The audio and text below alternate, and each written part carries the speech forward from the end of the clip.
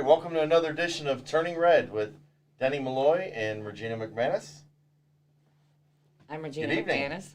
Good evening. Yeah. We have some special guests here today. This is a conservative talk format. That's what happened to me last week. Yes, that's what happens. Yeah, you know what? yeah. That's why it makes it fun. And after you told everyone else to do it, yeah, of course. Live show. We've got some great guests here today. We're going to talk all things conservative, all things election, things about the Mahoning Valley, and why the Mahoning Valley is turning red, why the state of Ohio gets more and more red, why the United States of America gets more and more red, and with that also, what makes us red in a sense, on the other sense, what's making us mad this week. And I got some doozies for later in the show on that. After watching the Biden press conference today regarding guns, which of course is my industry, it's still stewing in my stomach right now. It hasn't come up, it hasn't gone down. It's just kind of right there, and we're going to have to figure out how we're going to deal with this in the future. But anyway, we've got some great guests today from Hnf Strategies. You guys are a marketing, political consulting company, a little of this, that. Why don't we go around here and introduce yourselves? And first of all, what is Hnf Strategies? And then a little bio on yourselves, guys. Sure. Thomas? Absolutely, yeah. So Hnf Strategies, we are a digital consulting firm based out of Chagrin Falls and Mahoning County as well. And we do digital media and websites and data and all sorts of other direct mail stuff for political candidates, nonprofits, PACs, a little bit of private sector stuff here and there as well. So we're excited to be here and talk about the 2022 election and what's going on in Ohio and across the country. Thomas, you've worked on other campaigns before in the past, not just in Ohio. You've been around the globe. Yeah, absolutely. So I'm from born and raised in Florida. All my parents are from up here in Ohio. And so I worked on Governor Scott's 2014 election. I did the Jacksonville mayor's race, state senate candidate. Worked for Turning Point USA with Charlie Kirk over starting that organization and getting it going as their national field director. Then I was the national field director at Act for America, another political conservative organization, before starting the company that we work for today, Hnf Strategies, with my partner Tex Fisher. So. Yeah, I've known Thomas for a long time. We actually met way at the beginning of Turning Point USA, back when it was a very small organization, and worked there together for a couple of years.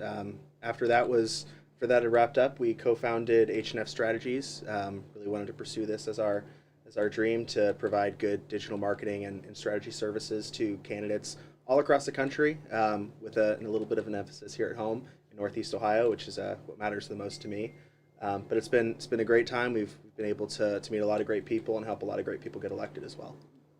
Yeah, I got my start on the ground working for President Trump at Luzerne County, Northeast Pennsylvania, similar county to Mahoning County.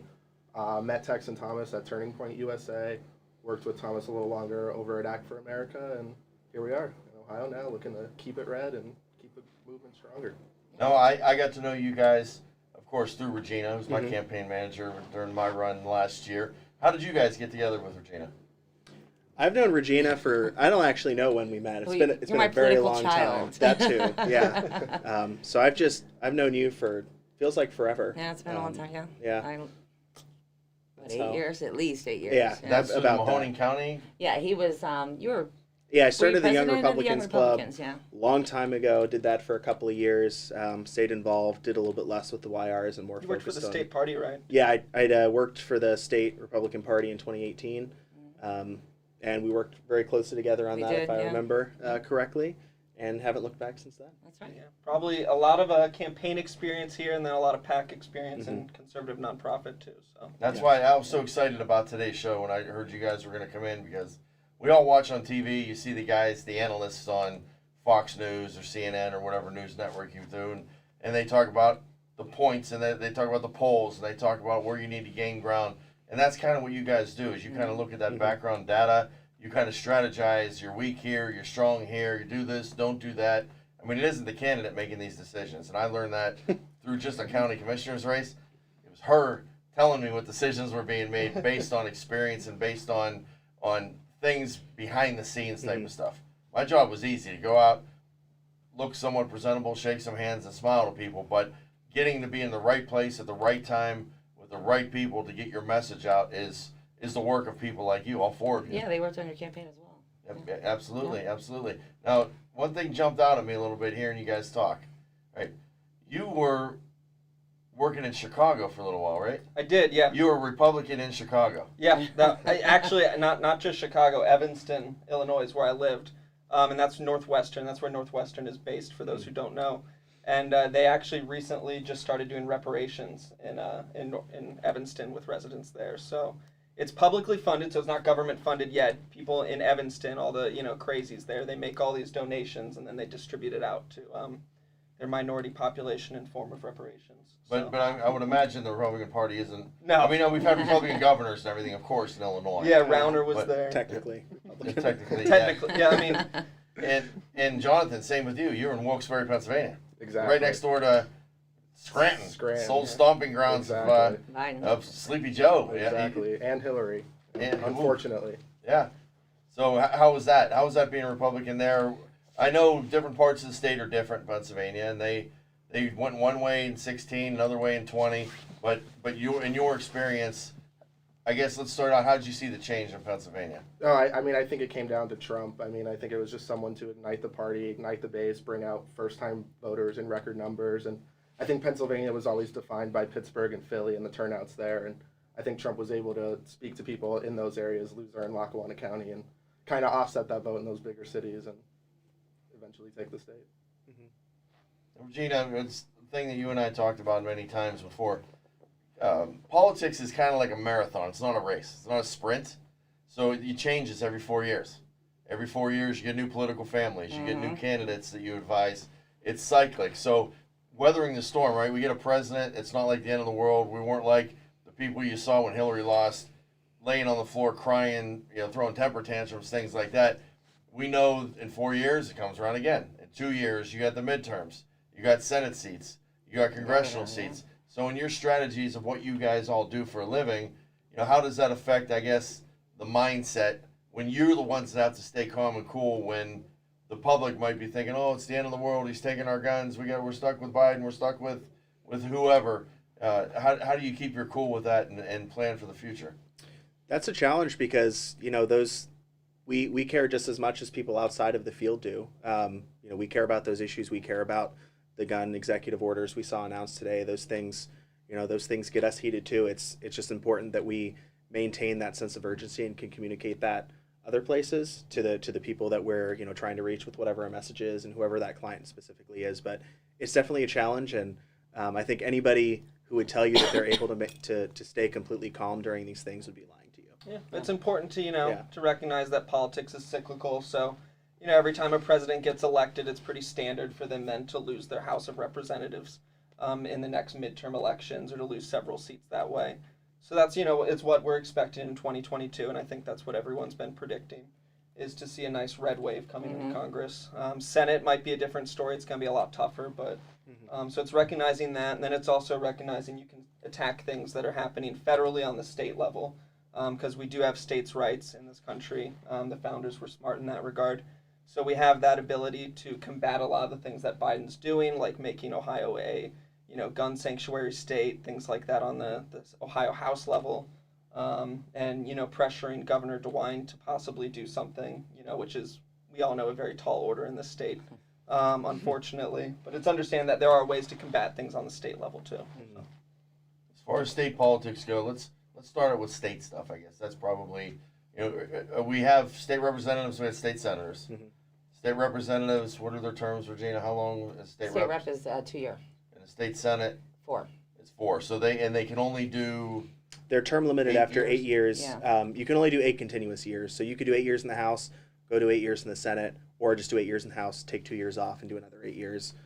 There's kind of soft term limits. You're not allowed to serve more than 8 So you gotta have a consecutive break years. in the middle. Got to have a break. Yep. And that is something that a lot of people are debating is great, because then you don't have career politicians. You have new blood come in. You can't have somebody that just owns the vote bulldoze over another society of people, another group of people, because they know eventually their time's going to be up.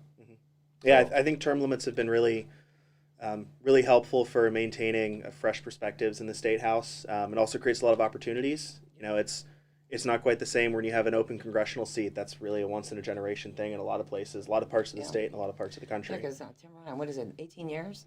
I believe this is his 10th term. So 10th yeah, term, he'll be hitting 20 years soon. Yeah. And before that, trafficking had 17 years Mhm. before that. So we're looking at, 35 years or so Yeah. since we had someone else, and that, Lyle Williams before that, of course. But that's a long time. That's a generation, and that's good. That could be a generation of success, or it could be a generation of nothing but failure. And it depends on the perspective of what you do and where you are. But that it is something that's definitely key. Without term limits, you're kind of stuck with it. It's like having a dog. You only own so many dogs in your life because they live, 13, 14, 15 years. You only have so many congressmen too, unfortunately. Or fortunately, depending on your perspective. I love my dog. Wait, I wish I had 30 years with him. You would. Yeah. You'd love to have Yeah. that. And they might give you that. And your dogs can run and win too. We got all right, so state rep, state senate. Ohio is a red state when it comes to that. We own every state, from the governor, secretary of state, attorney general, treasurer, state auditor. We own more senators and more state reps than Democrats do. So we are pretty solid, red as this couch in Columbus. Yeah. But those change again. We had Strickland, who got in there as a Democrat, and things shift, and a lot of it depends too on the federal races, who the president is, and how the people retaliate. With COVID and everything, this is so different. So with the state, we got a state race coming up. I would presume we haven't heard very many challengers on the other state races, but when it comes to governor, let's talk about governor first for a little bit, because that's the thing where everybody's seeing now. The governor isn't very popular right now, No, he's even not. with his own party. Especially with his own party. Yeah. He may be more popular with the Democrats. We've had mask mandates. We've had people's weddings have been canceled, gatherings, bars, restaurants, curfews. There's been many things. The way he's handled COVID, and then we had a state health director who was a Democrat, and he kind of let her take control and write the policies, and it was all fun and games until we realized, wait a minute, this has gone a little bit too far. That's going to affect him. That's going to affect him. What do you guys think? Do you think Yeah. he's I mean, I he's a think solid lock? I think with Governor DeWine, kind of what we've seen out of him over his term so far, it's been kind of his weak and feckless leadership.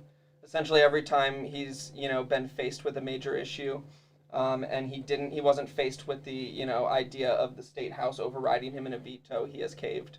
Whether it's his support for Biden very early on, whether it was his support for Amy Acton all throughout the COVID era, he's been a really weak leader, I feel like, for the Republican Party. Especially in the era of Trump, when we're used to having leaders who stand up and fight for what we believe in and fight for truth. We seem to have a governor currently in office who's very weak. So I mean, if there was a good candidate that could give him a good race, I think it could be something. But right now, as we see it, he's definitely the front runner for sure. Well, let's talk about that. Who are the names? Regina, you've been following this closely. Who could potentially go against the governor? Well, I'd like to see Renacci go against the governor, Former congressman, former congressman. business owner. Yes. Yeah, ran statewide in Yeah. 2018, so he's got some name ID. Yeah. A lot of positives there, and he's a strong conservative. Came up during the Tea Party movement. Yeah. So a lot of good things to say about Congressman Renacci. How's the polling look on that with you guys with your Hnf Strategies? Have you looked into that race very much as far as what you would do if you were a bug in his ear or you were running the ship? How would you beat our governor? Oh, we definitely have thought about it.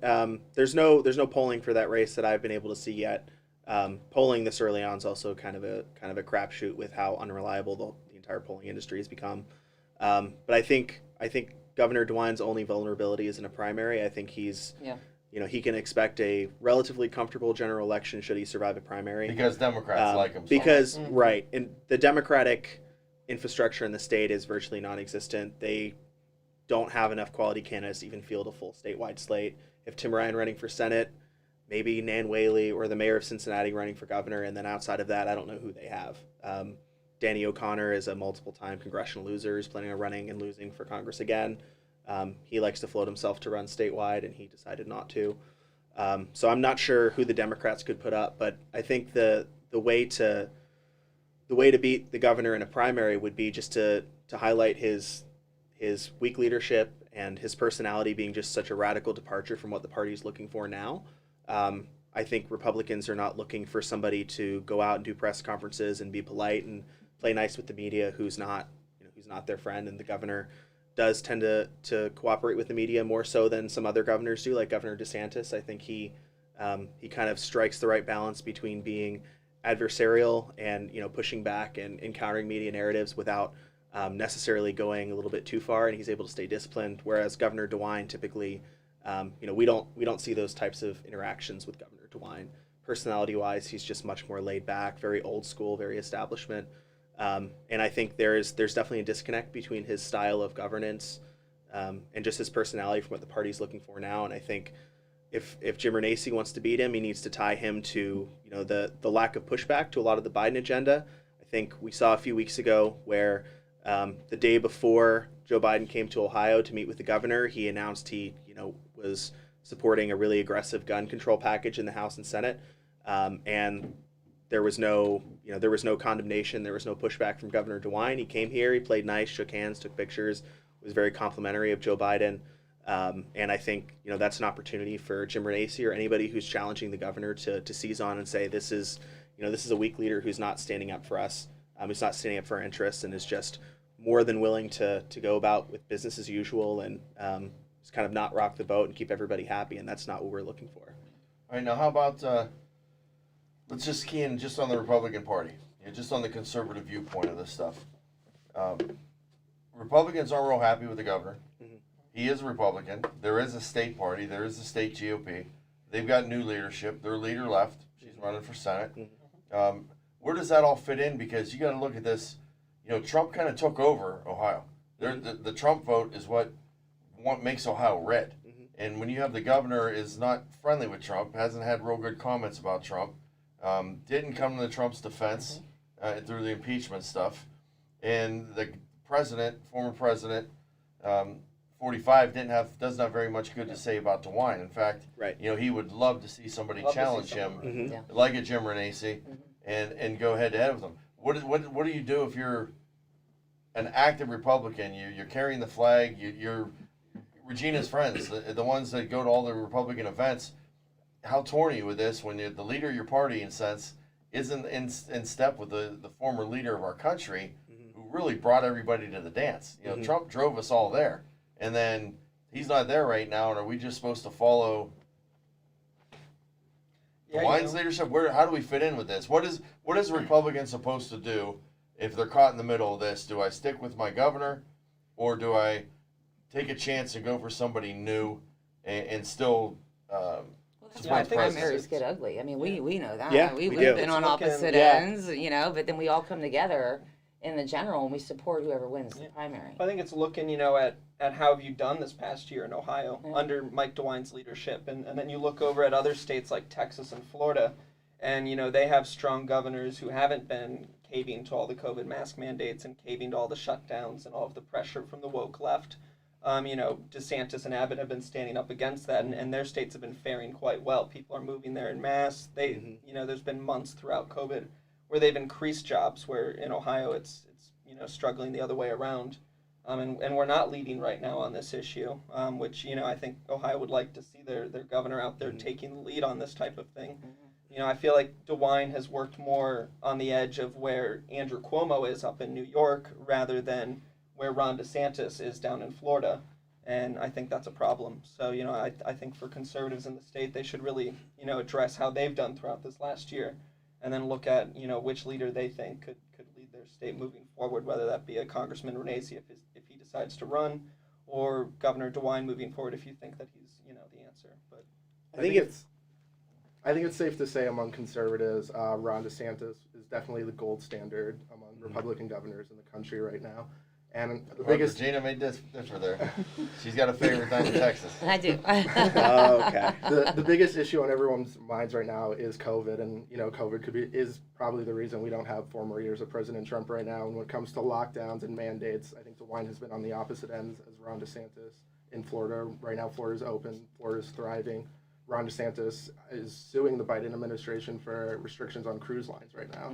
Whereas, again, Mike DeWine has been seen coddling Joe Biden and applauding Joe Biden. Yeah. I think Ohio wants something different.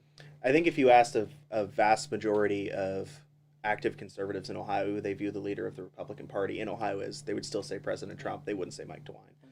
So I think that's the biggest challenge that the governor is going to face in his reelection, is to establish himself as a credible conservative leader of the party in Ohio, because I think right now there's a big disconnect from him and just reality with the activists and the primary voters. True. If President Trump were to get involved, it would be a whole new race. Yeah. It was one of the last tweets he put out before he was suspended was alluding to getting involved in the Ohio governor's race.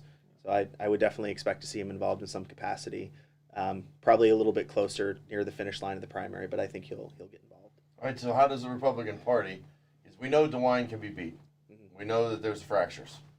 And it makes sense that if it's one-on-one, versus a challenger comes up that's credible, that's pro-Trump, that's got the conservative values, that's got ethics and class and distinguished career, somebody that people say, hey, we like this guy, this is a guy we can follow, DeWine can be beat. But if you have 3 or 4 different people in different parts of the state, and they all suck the anti-DeWine vote and split it amongst themselves, basically aren't we just opening the door for DeWine to walk right in there for 4 more years? Yeah, I think much, if there's a crowded primary, it's absolutely plays into the governor's into his I think favor. that's the benefit of having this Senate seat open too, because you're seeing that as kind of the seat where all the hotshot Republicans or the top Republican statewide candidates they're going for the Senate seat that's open right now, with Portman jumping out. So I think that's a real positive with that, because it does leave the potential for a good one-on-one race with a guy like someone like Renacci, who has the statewide recognition, who's already run statewide, who has a good track record in Congress. So hopefully with a very crowded primary field in the Senate, that could be a really nice thing. It sounds to me like a lot of people are bringing up that Renacci name. So yeah, he hasn't announced that he's going to run. He has not. No. He does have a foundation still going. You're familiar with that somewhat, doesn't he? Have a foundation. He's traveling across the state, still doing meetings and town halls. Yeah, he's the Ohio Future Foundation. And he started that after the Senate race, and now he's been all over the state of Ohio. So he even gained more name recognition. And he wanted to be governor before. Yes.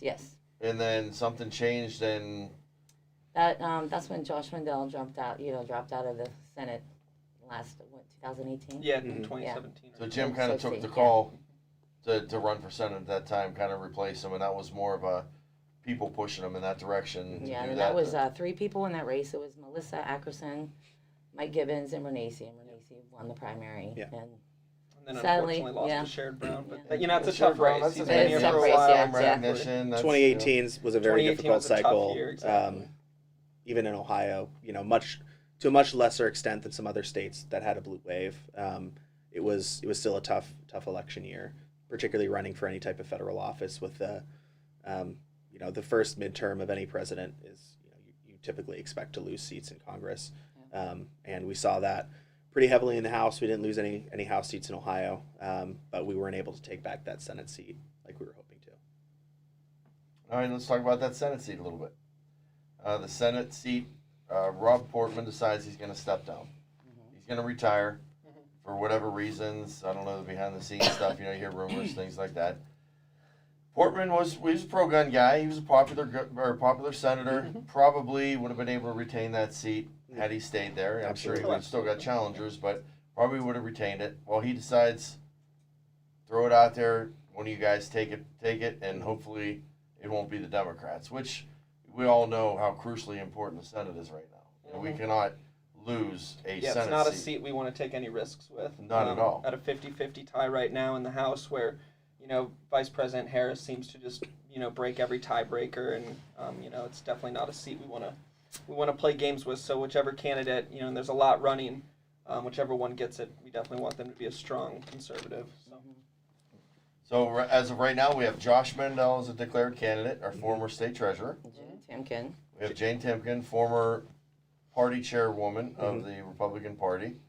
We have Mike Gibbons. We have a Mike businessman out of Gibbons. Cleveland. Bernie Moreno. Bernie Moreno, former car dealership owner, other we have business. JD Vance. Did he announce it yet? JD Vance. Well, No. Peter Thiel started a PAC for him and put $10 million Yeah, into the that's right, PAC. yeah. Peter Thiel was the Founder founder, of PayPal. Yeah. like $10 million, right? Yeah, he put $10 million into a PAC for JD Vance to run for Senate.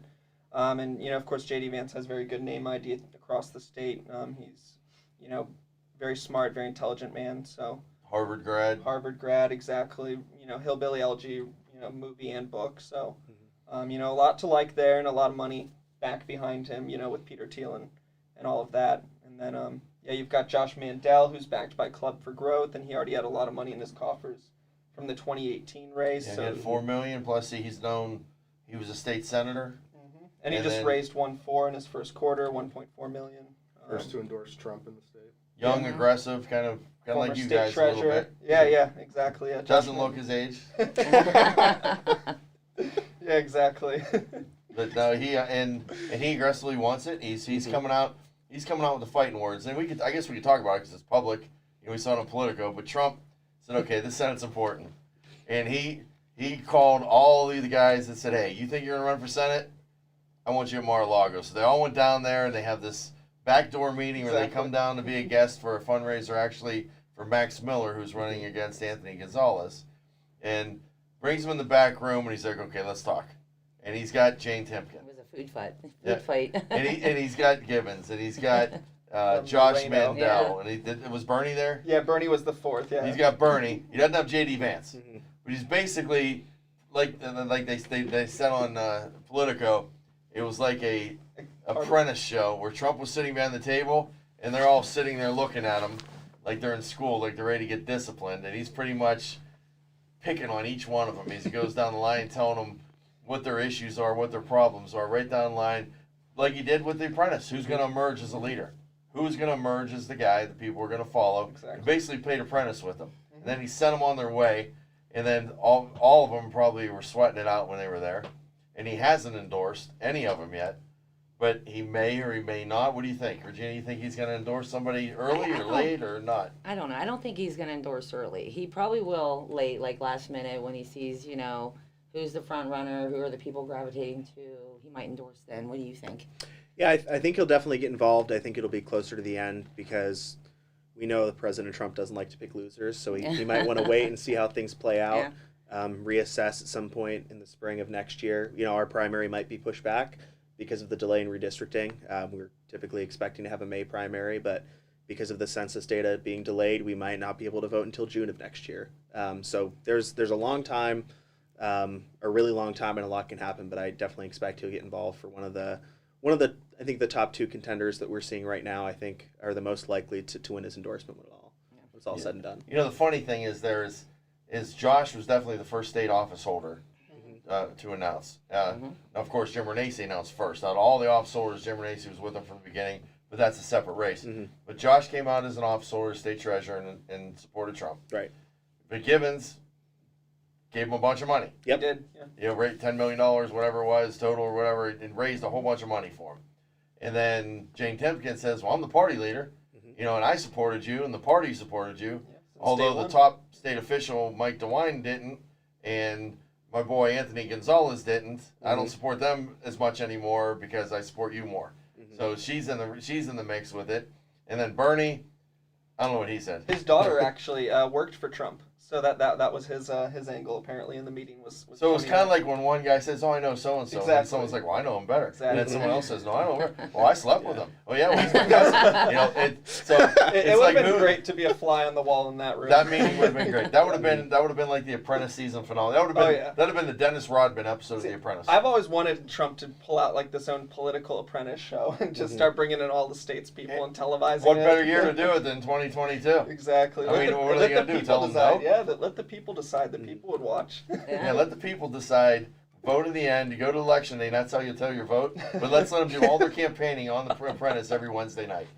I would love that. Season finale, he Awesome. makes an endorsement, comes to Columbus, puts on a big rally. That'll be Yeah. the season finale. Yep, and we have it at voting night live Yeah. from the boardroom. Voting night. And they'll announce who won the primary. He'll fire the other ones and announce who the winner is. People would love that. The Trump They people would would. love They that. would. I'd watch it. Yeah. I'd absolutely. I think watch it. the ratings would be great. Now you talked about Redistricting. Yeah. That is important Mm-hmm. because we talked earlier about Tim Ryan.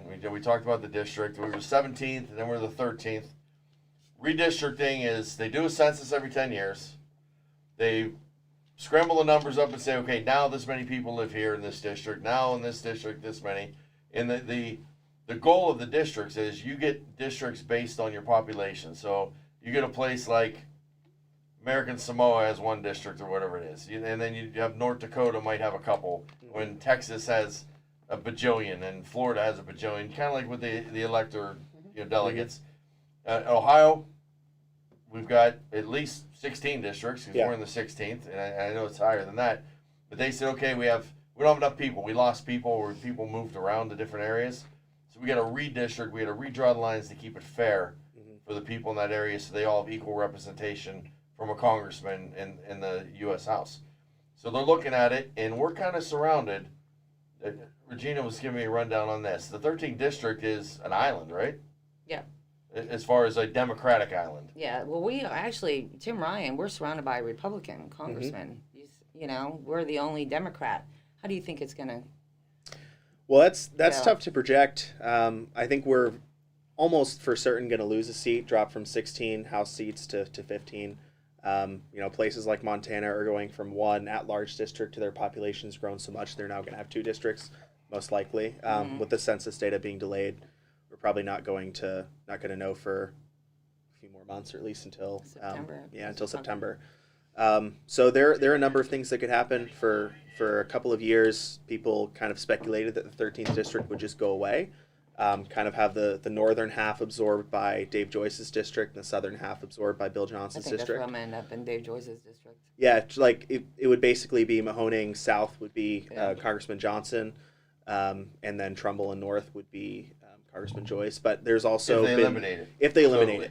There's also been a push. I think it was either Bruce Olden or Sam Cavelli was on the news a month or two ago, advocating for a district that kind of resembles the old 17th district or the old Jim Trafficant district, where it's a Mahoning Valley kind of in its entirety centric congressional district that would have Trumbull, Mahoning, Columbiana, maybe Portage or parts of Stark.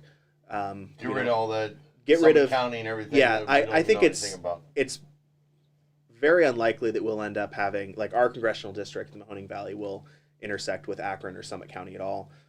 With the reforms they put in place, you can't split counties as kind of as easily as you used to. There's a cap on the number of counties you can split more than twice. I think it's 10. I could be wrong there, but I think they're gonna try and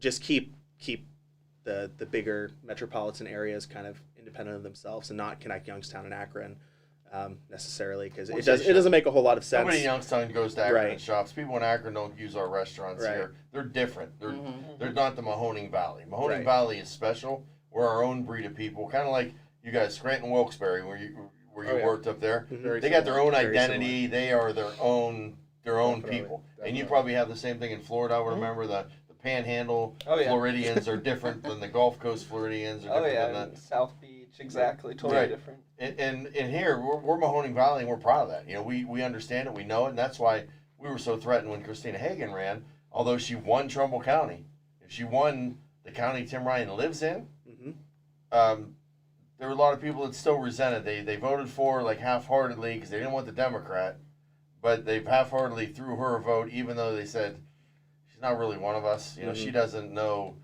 a Mooney Ursuline football game and what that's all about. She doesn't know the Mount Carmel Festival and Niles and the Cheese Puffs. She doesn't know the history that our valley has and the places that Neither make does us Tim special. Ryan, though.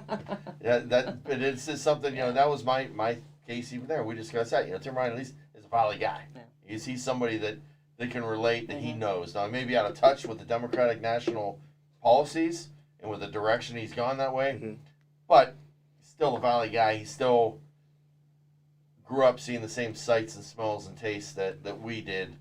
That grew up here in the Mahoning Valley. He understands it a little bit that way. So I think you got to pass on a lot of people, and especially in Youngstown, that's why he's still there. But with this new redistricting, theoretically, his district could be gone. He could be out of a job. I mean, they could redistrict you right out of a job, or make him be the the Christina underdog, Hagan exactly. that's going to run outside of his district, and then that could never happen. He'd have to eat all his words of her running in his district. If he's going to run in someone else's district, he couldn't do that.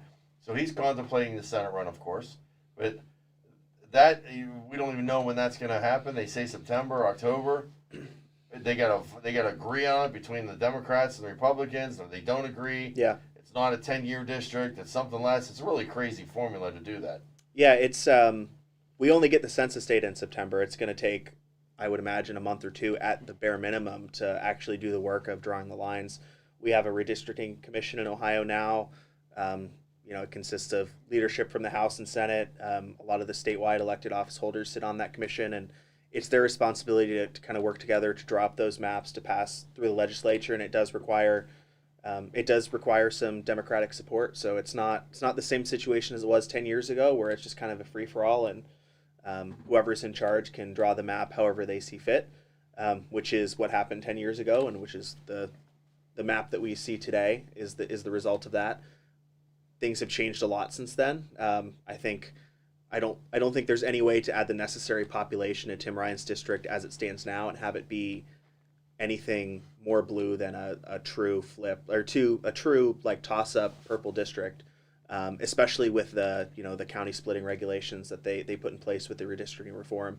I don't think there's any way they draw a district built around the current 13th congressional district, which is favorable for someone like Tim Ryan. All right, say Tim Ryan runs for Senate. What Republicans do we have in the Mahoning Valley to help turn that congressional seat red? Probably, I would imagine most of them would all be interested. Just kind of how we saw with the Senate race when that opened up, everybody's decided to float their name and everyone's interested. We have Senator Ruley, we have Christina Hagan might want to take another crack at it. It's very possible. She was a strong candidate.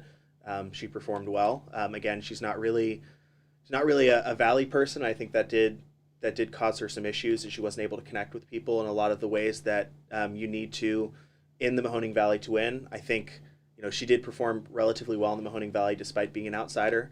But those votes from Akron, yeah, she won in Trumbull. Tim Ryan's, county. She ran behind the president overall, I believe, by 3 or 4 percentage points. In the Mahoning Valley, it might have been a little bit higher than that. But overall, she ran a good race. She raised a lot of money, so it was definitely impressive. But I would imagine most Republicans with a pulse that are holding elected office or in a position of influence will be interested in that seat should it come open. On the Democratic side, we could start at A and literally end at Z. Yeah. As far as who would potentially run for congressman or congresswoman on the Democratic side. They've been waiting, and it would just be a bloodbath. It would be unbelievable how they would eat that Democratic Party would eat itself up with pitting friend against friend against friend on their side. We'd see some made for TV or I should say made for cable TV action going on there. But in the Republican side, we are turning red, and we got some people up and coming. We've got Mike Loychek took over the seat that was a Democratic held seat that Gil Blair had, and before him was Glenn Holmes. I would say consider a Democratic district in Trumbull County. Yeah.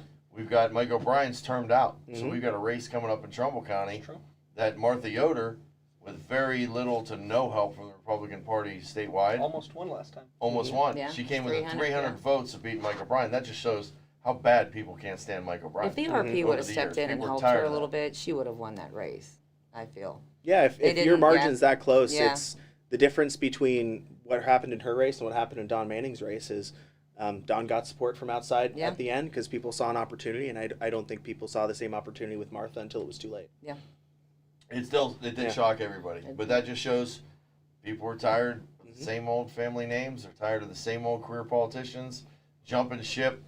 In Mike O'Brien's case, he went from commissioner, mayor, state rep, just a circle. It's like, They just okay, that's all they do. It's been an government elected job's left for official me now? in Trumbull County longer than I've been alive, and it's just pretty much every time he gets termed out or there's another opportunity, he just bounces and accomplishes absolutely nothing. Seems like we say that about a lot of politicians in the Mahoning Valley. Yep. They never had a real job. It's been our Never it's got kind a of been our paycheck claim for to real fame. business before. Yeah. With like someone like Tim Ryan, he ran for state senate basically from law school. Served a short stint in the Senate, ran in a crowded Democratic primary for Congress, and ran as Jim Traficant's protege, who Right. worked for Traficant. Right. until he got elected. Yeah. That's one disagreement I had with Tim before. Is, Yeah. you know, his roots. He grew up in the trafficking tree, kind of like the Yeah. Bill Belichick coaching tree. Yeah. And all the other coaches that follow that tree Mhm. still pay homage to Bill Belichick. They Yeah. wouldn't be where they were if it wasn't for him.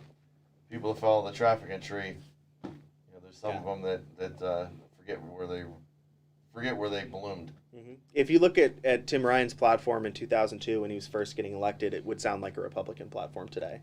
And obviously the things he says and does now are not even remotely similar to that. He's totally abandoned those values, and the kind of trafficant Democrat mindset is at least in my opinion, is almost totally extinct. I think that's why we've been seeing the blue collar vote pretty much ever since Trump came on the scene, has just been steadily year after year shifting red. And it's only getting worse now with all the, corporations and everything going extremely far left with their policies and getting really into the politically correct stuff. Because that's one thing we all know that blue collar workers do not like, and that's political correctness and all of that. So cancel culture. That's why I left the Democratic Party. It isn't the same party that Jim Trafficking had. It's Now, the were you same always party a Ted Republican? Strickland had. Oh, yeah. Always. Oh, yeah. Hey, I know you were. Rush Just Limbaugh curious. is what I grew up on. Okay. So. He was Uncle Rush, huh? Yeah, exactly. Uncle Rush. So when I was sick at home and I was watching Young and the Restless and Price is Right, eat my saltine crackers when I had the flu. He still watches. You Young and were Restless, by the watching way. C-SPAN and Rush Limbaugh. Exactly. You were watching the EIB network. You probably called off school just to watch it. Yeah, exactly. My dad would pick me up from school, and I could hear Rush Limbaugh like blaring through the windows because it would be playing so loudly. Yeah. All right, let me ask you guys this, because you're young professionals, and being a young Republican isn't popular. No. But it is becoming more and more popular in the Mahoning Valley now because of leadership like you guys and Young Republicans Club and the things you guys are doing. Were you guys, what I seem to see is a lot of the young guys were first brought over to the Republican Party in a sense from those late night talk shows that kind of conspiracy shows, you know what I'm talking about, Art Bell and things like that at night. Seems like they listen to those somewhat, and then they realize, hey, maybe the real media is not telling us the truth, and then they end up realizing, hey, maybe the world's not telling us the truth, and they find the Republican Party. Is that true for you guys at all, or is that just something? Well, I think a lot of people get their information from all over alternative platforms now. There's just so much out there. Like Candace Owens, she built herself up as Red Pill Black, which was a YouTube star, and she was basically evangelizing, Black Americans to become conservatives through that name of Red Pill Black. So I think that's something that a lot of younger people do get their information from. And that does burn me up while you're saying that. Why is it going to be so? Oh, the Democrats, they've got the black and other minorities. They got the union guy. I don't see that at all. When I ran for commissioner as independent, I saw guys who were happy to get jobs and guys that voted for Trump that were union guys. I had as many black friends through the campaign and supporters and sportsmen that for them to put the divide, that's not something the Republicans do. Nope. That's something the Democrats build that wall. They're against wall building. They build a wall to kind of keep their people from learning about us. They keep the people from learning about the Republicans and realizing these are good guys that want to give you jobs and want you to have a better life. So it's like they're trained to be, we're the boogeyman, and I think a lot of people realize through Trump a little bit that Republicans aren't the boogeyman. They forget Republicans were the party of Abe Lincoln. I mean, this is it's the Democrats were good at that, but then they just went off the tracks. They were good at manipulating their people, but then they went off the tracks with how radical and how left they've become in years. And that's what drove me right out of the party. And once I realized that, I thought, growing up in a union household, I thought that's what I had to be. I was a Democrat. I was born that way. It's like, you're Catholic, you're a Democrat, and you're white, this is what you are. No, I realized I don't have to be that. Yeah. That there's a better way, a better path. Regina, we got some items coming up. We're coming to the end of the show here. We got a couple of items coming up. What you want to talk about? A breakfast? Yeah, we have our Trumbull County GOP breakfast at Cafe 422 this Saturday. It's at 9 o'clock, and our guest speaker is Josh Mandel. So come out and join us. Ask him any questions you have. And then on the 20th of April, we have our Lincoln Day dinner in Trumbull County. And our guest speaker is Bob Paduchek. He is now our Ohio State Party chairman. So join us to that as well. And they could go to any of the, go to Facebook, wherever, find Trumbull County Republican Trumbull Party. County GOP Facebook. Find Regina McManus. They can link through the station here, Youngstown Studio, to get to us. But those are events we're inviting you to come on out and see it. Meet Josh Mandel for yourself. Regina, can you go over the Josh Mandel Oh, our breakfast is this Saturday, 9 o'clock in the morning. That's on the 17th at Cafe 422. Not this Saturday, next Saturday. Oh, yes, next Saturday. I get my weeks 17th. confused. The 17th, yes. And that's at Cafe 422 in Warren, Ohio. And Josh Mandel is our guest speaker. So join us, ask him any questions you have, and come on, have fun with a room full of conservatives. Yeah, everybody's welcome. They Yeah. just need to make a Yeah. reservation so we know that you're coming. And 422 is going to take care of everybody. They'll love Yeah. that. And then the Bob Paduchik, Lincoln Day. Most counties have a Lincoln Day party. We got Trey Gowdy. We do, but that's Mahoney next County. Friday. That's sold out, right? Yeah, tickets are sold out. A fun thing that's going to be happening there is we're going to be doing a straw poll. So we will be asking everybody in attendance to let us know their preference for the Senate and governor races. Oh, that's right. Yeah. It's going to be the first real look we get at how people are feeling about those two primaries. It's going to be really exciting. So yeah, if you've not bought your ticket already, I think you're out of luck, but it should be a great event, and we should have a big crowd. Well, this is a great show. Thank you guys for coming so thank much. you. And Hnf Hnf Strategies. Yep. They can find you on Facebook or somewhere if they like what you have to say. They're a potential candidate. They want some advice. They want to hire you to do some of their marketing, social media, run a campaign. How do they get a hold of you? Find us on Twitter, and our website's hfstrategies.com. hfstrategies.com. Okay, Jonathan, Tex, Thomas, Regina, great show. We look forward to next week. Yeah, and we'll have to seeing have you guys back on. Yeah, with more Absolutely. conservative talk. Yeah, definitely have these guys back Yeah, on as the yeah. campaigns get closer. Mhm. I learned so much that I felt like I was in school. Yeah, happy Thank to be you for on here. listening to this show on Youngstown Studio.